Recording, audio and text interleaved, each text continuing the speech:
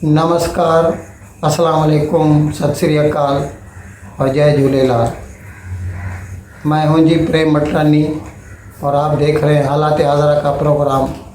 हकीकत ये है, प्रोग्राम शुरू करने से पहले आप सबसे मेरी दरख्वास्त है कि जिस किसी साहब या साहिबा ने अब तक हमारे इस चैनल को सब्सक्राइब नहीं किया, अज़राए करम जल्द से जल्द इसको सब्सक्राइब करें, प्रोग्राम को लाइक करें, शेयर करें और घंटी का बटन ज़रूर दबाएं। रूस और हिंदुस्तान ने आपस में बिज़नेस बढ़ाने के लिए, बरामदात बढ़ाने के लिए एक नया रास्ता खोज निकाला है। इस वक्त रूस का अगर माल हिंदुस्तान आना चाहे तो पैसिफिक से यानी बहरुल काहिल से होके और मलाका स्ट्रेट से होके इधर पहुंचता है, उसमें बहुत वक्त लग जाता है। लेकिन उन्होंने अभी दोनों ने ईरान की मदद से एक नया रास्ता खोज निकाला है। अब इसमें क्या है कि रूस की सरहद कैस्पियन सी से, हकीकत में तो वो एक झील है लेकिन इतनी बड़ी है कि उसको समंदर कहा जाता है। तो रूस की सरहद पर मतलब उसका एक बंदर है जिसका नाम है अस्त्राखान। तो पहले रूस अपना सारा माल जो भी हिंदुस्तान या आज नज़दीक वाले ममालिक में उसको बरामद करना है तो वो अस्त्राखान तक भेज सकता है।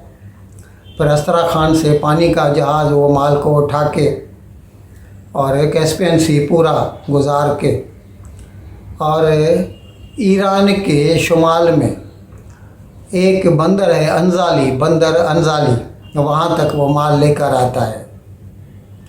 उसके बाद अंजाली बंदर से यही माल जो है खुश्की के रास्ते नीचे आके बंदर अब्बास, वो ईरान का जुनूब में एक बंदर है जिसका नाम है बंदर अब्बास। अब ये बंदर अब्बास जो है ना, ओमान की खलीज और फ़ारस की खलीज फ़ारस दोनों के जहाँ पे दोनों मिलती है ना, वहाँ पर एक यूँ समझ लीजिए कि दुबई के बिल्कुल नज़दीक है।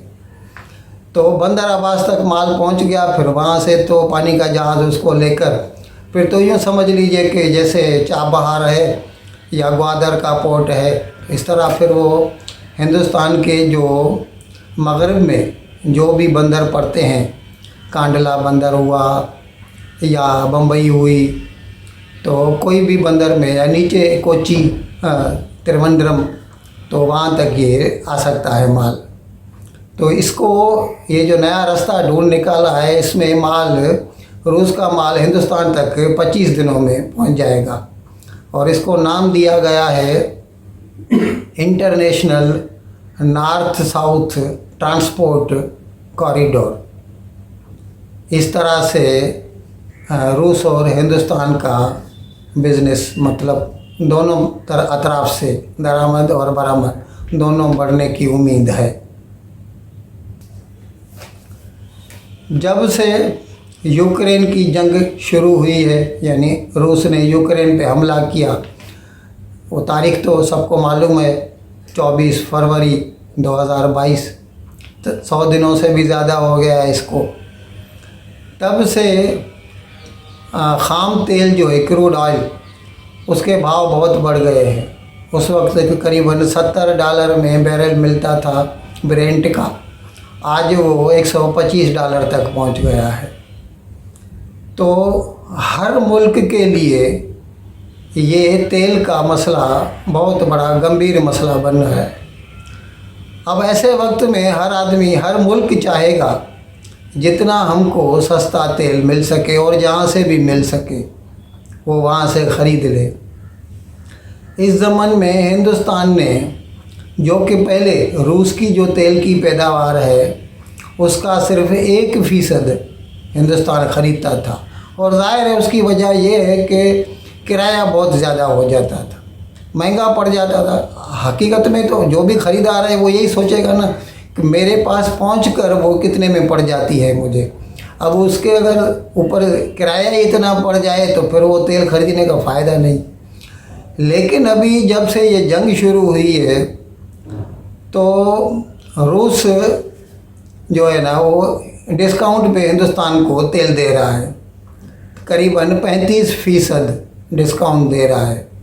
तो फिर तो सस्ता पड़ जाता है बमुकाबिल दूसरे मुल्कों के, सऊदी से या कुवैत से या इराक़ से।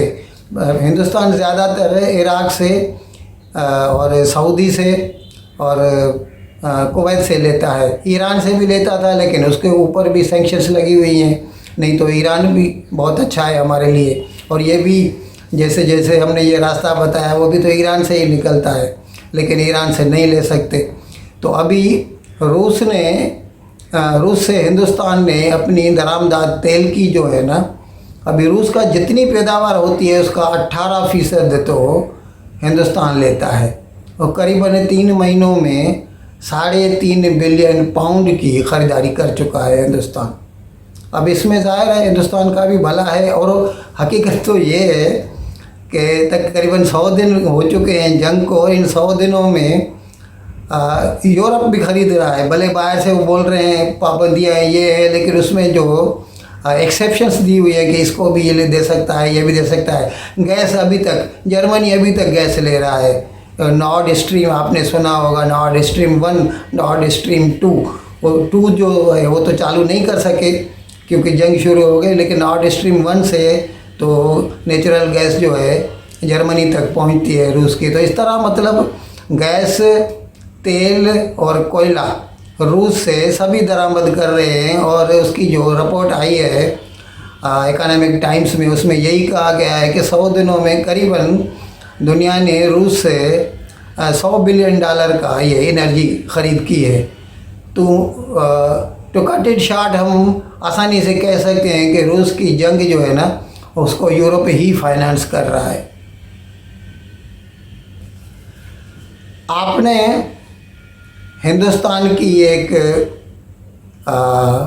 इंडियन प्रीमियर लीग उसका नाम सुना होगा, जिसके तहत मैचेस होते हैं। वो हर साल ये मैचेस होते हैं, फिर वो मैचेस होते हैं तो लोग उसको देखना चाहते हैं तो उसके लिए फिर टीवी है, डिजिटल मतलब थ्रू इंटरनेट, कंप्यूटर पे लोग देख सकते हैं, फ़ोन पे लोग देख सकते हैं।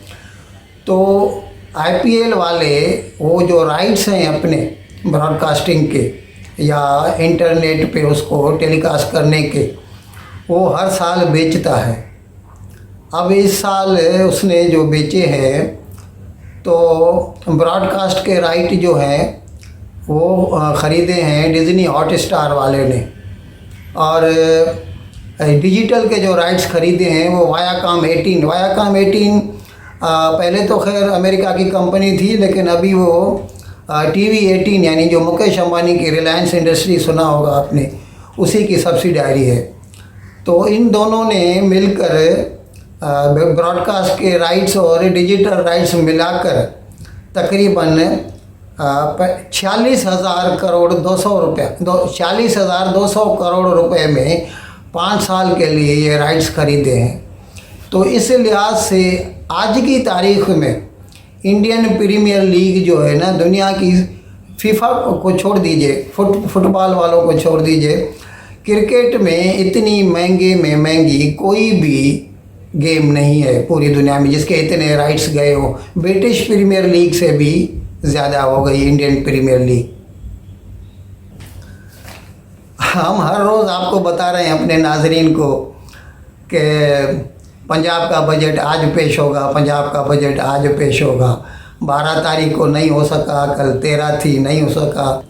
अभी ये चौधरी परवेज़ इलाही के फड्डे के वजह से हम यूँ कह सकते हैं कि ज़ुबान कुछ अच्छी नहीं है, लेकिन हकीकत में वो फड्डा कर रहा है। उसने ये नखरा किया है कि पंजाब का जो आईजी है उसको बुलाया जाए, और वो कौन है, मतलब जो भी अरेस्ट किए गए हैं गुज़रे 1 महीने में इसी तहरीक के दौरान इमरान खान के, उन सब को आज़ाद कर दिया जाए। हाँ, चीफ सेक्रेटरी को भी बुलाया जाए असेंबली में और वो हमसे माफ़ी मांगे। जो कि सरकार मानने के लिए तैयार नहीं है। सो 12 तारीख भी निकल गई, 13 तारीख भी निकल गई। अभी आज सुनने में आया है कि चौधरी परवेज़ इलाही अपनी तरफ से असेंबली का इजलास बुलवा रहा है असेंबली बिल्डिंग में, और गवर्नर बलीगौर रहमान उसने असेंबली का पैरेलल इजलास बुलाया है अल्लामा इकबाल हॉल में।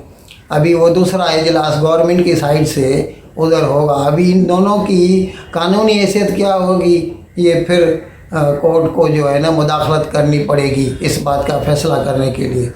लेकिन ये पीटीआई या उसके जो हवारी हैं या उसके जो इत्तेहादी हैं वो इस हुकूमत को सुख का सांस लेने नहीं देंगे।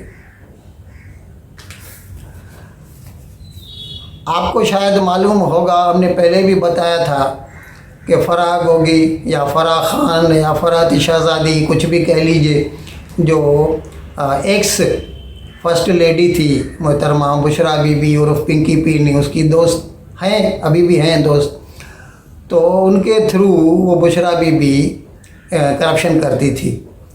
तो पंजाब में जो भी अपॉइंटमेंट होते या ट्रांसफ़र्स होते सबके ऊपर वो पैसे लेते और वो फराह बीबी वो सब लेती।